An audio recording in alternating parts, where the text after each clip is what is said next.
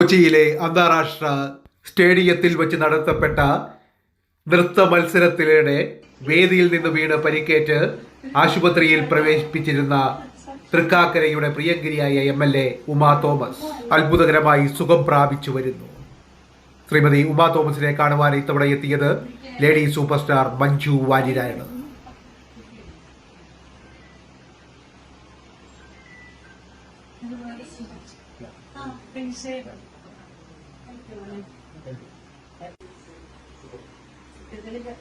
Plastic സർജനാണ് surgery ചെയ്തത്.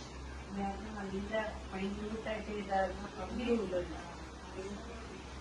വാസ്തവത്തില് ആ പിക്ചറിലുള്ള മുഖത്തുള്ള അധികം ബ്ലഡ് ഒക്കെ തന്നെ ഉണ്ടായിരുന്നു. റോഡില് അതെല്ലാം എനിക്ക് ഇവിടെ നിന്നാണ് അധികം. പിന്നെ പാലക്കാട്